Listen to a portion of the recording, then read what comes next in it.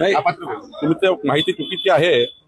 योजना ज्या व्यक्तीकरता तयार करण्याचं किंवा आमच्या महिलांकरता तयार करण्याचं त्याच महिलांनी किंवा त्याच लाभार्थ्यांनी त्या योजनेचा लाभ घ्यायचा असतो। चुकीचे लोक कुठल्या योजनात घुसले, म्हणजे कुठली योजना असो, शेतकऱ्याची पीक विमा योजना असो, चुकीचे लोक आले तर कमी करावे लागते। आमचं सरकार, देवेंद्र फडणवीसचं सरकार पुढचे 5 वर्ष लाडक्या बहिणीची योजना चालू ठेवणार आहे। आज रक्षाबंधनाचा पवित्र दिवस आहे आणि पुढच्या काळामध्ये या योजनेची व्याप्ती वाढणार आहे। आमचे देवेंद्र फडणवीसजी, आमचे एकनाथ शिंदेजी, अजित पवारजी, आमचं महायुतीचं सरकार या योजनेला पुढे नेणार आहे। मी पुन्हा एकदा माननीय श्वेता महल्लेजी, आमची लाडकी बहीण, इथं मनापासून आभार मानतो, अभिनंदन करतो। आणि ही जे दूरदृष्टी ठेवून श्वेता महल्लेजीने हे कार्य केलं आहे, हे कार्य पुढच्या काळामध्ये हे जे छोटंसं वृक्ष लावलं आहे ते वटवृक्ष होईल असा मला विश्वास। तेव्हा का नाही बोलले शरद पवारजी? जे आज बोलताय शरद पवारजी, तुम्ही लोकसभेच्या निवडणुकीच्या वेळी का नाही बोलले? ज्या दिवशी तुमच्याकडे आले त्या दिवशी पोलिसात कंप्लेंट का नाही केली? तुम्ही त्या दिवशी त्यांना पोलिसात का नाही टाकलं? शरद पवारजींना या इतक्या मोठ्या नेतृत्वाने असं वागावं आणि असे बालिशपणाचे स्टेटमेंट करावे। मला वाटतं शरद पवार साहेबांना हे आमचं सरकार, देवेंद्र फडणवीसचं सरकार पुढचे 5 वर्ष लाडक्या बहिणीची योजना चालू ठेवणार आहे। आज रक्षाबंधनाचा पवित्र दिवस आहे आणि पुढच्या काळामध्ये या योजनेची व्याप्ती वाढणार आहे। आमचे देवेंद्र फडणवीसजी, आमचे एकनाथ शिंदेजी, अजित पवारजी, आमचं महायुतीचं सरकार या योजनेला पुढे नेणार आहे। मी पुन्हा एकदा माननीय श्वेता महल्लेजी, आमची लाडकी बहीण, इथं मनापासून आभार मानतो, अभिनंदन करतो। आणि ही जे दूरदृष्टी ठेवून श्वेता महल्लेजीने हे कार्य केलं आहे, हे कार्य पुढच्या काळामध्ये हे जे छोटंसं वृक्ष लावलं आहे ते वटवृक्ष होईल असा मला विश्वास। तेव्हा का नाही बोलले शरद पवारजी? जे आज बोलताय शरद पवारजी, तुम्ही लोकसभेच्या निवडणुकीच्या वेळी का नाही बोलले? ज्या दिवशी तुमच्याकडे आले त्या दिवशी पोलिसात कंप्लेंट का नाही केली? तुम्ही त्या दिवशी त्यांना पोलिसात का नाही टाकलं? शरद पवारजींना या इतक्या मोठ्या नेतृत्वाने असं वागावं आणि असे बालिशपणाचे स्टेटमेंट करावे। मला वाटतं शरद पवार साहेबांना हे निश्चितपणे त्या ठिकाणी शोभणारं नाही आहे।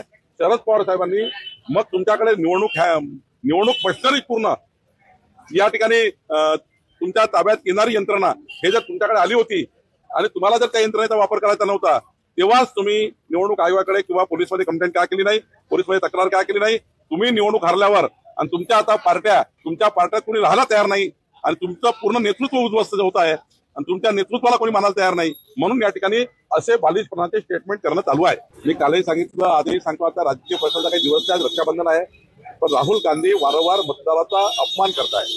जेव्हा या महाराष्ट्रामध्ये लोकसभेमध्ये त्यांना 2.5 कोटी मतं मिळाले तेव्हा ते कधी बोलले नाही।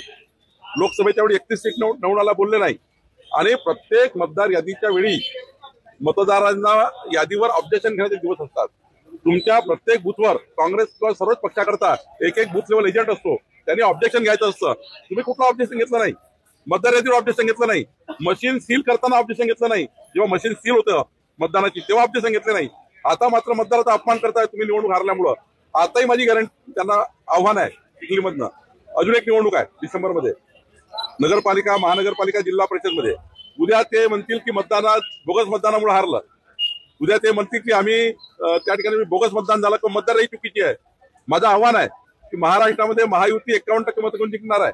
येणाऱ्या सर्व स्थानिक संस्थेमध्ये आमच्या जिल्हा परिषद, आमचे आमदार, आमच्या नगरपालिका, आमच्या जिल्हा परिषदा, पंचायत समिती आम्ही जिंकणार आहोत।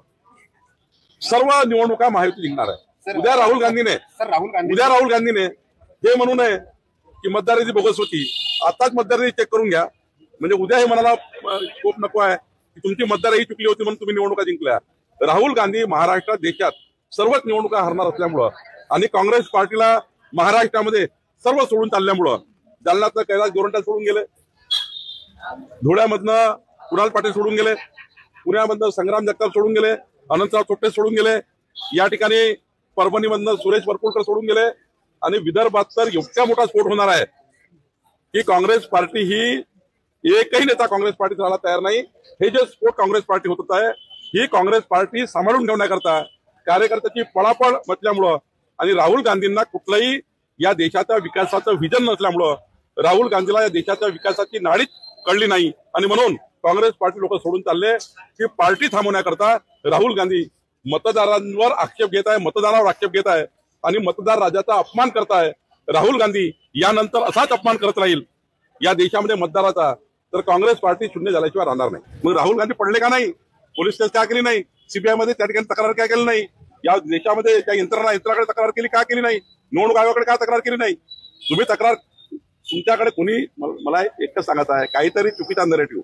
जेव्हा तुम्ही लोकसभेमध्ये खोटारडेपणा केला, खोटारडेपणा लोकांनी ऐकला, आता पुन्हा डबल खोटारडेपणा करताय. कारण त्यांना माहित आहे बिहार निवडणूक हारणार आहे, महाराष्ट्र पूर्ण हातातून जाणार आहे, एकही नगरपालिका जिंकणार नाही आहे, लोक सोडून चालले आहे, नेते काही शिल्लक राहिले नाही आहे. आणि त्यामुळं भारतीय जनता पार्टी महायुती 51% मतं घेऊन जिंकणार आहे. आणि म्हणून पुन्हा एकदा हे चुकीचा नरेटिव्ह महाराष्ट्रात तयार करण्याकरता अशा पद्धतीचे स्टेटमेंट करता आहेत.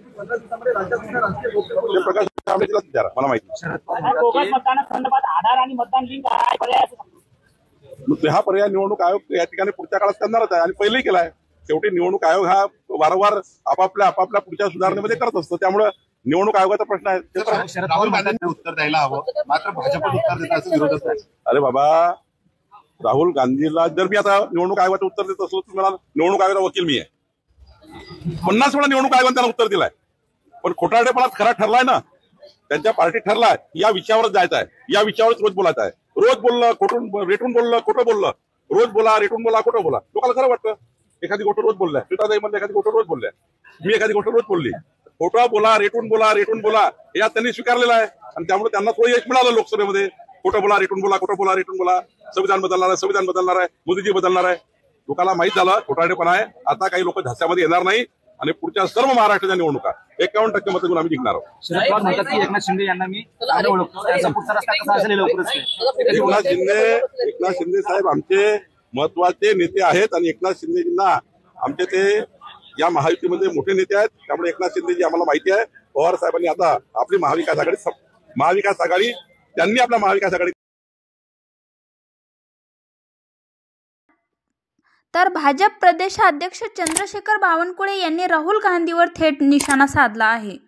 त्यांनी काँग्रेस नेत्यावर मतदानाचा अपमान केल्याचा गंभीर आरोप केला असून राजकीय वातावरण चांगलेच पेटले आहे. तर मित्रांनो, संपूर्ण बातमी पहा आणि तुमचे मत नक्की कळवा. आपला व्हिडिओ आवडला असेल तर लाईक, शेअर, सबस्क्राईब करायला विसरू नका. धन्यवाद.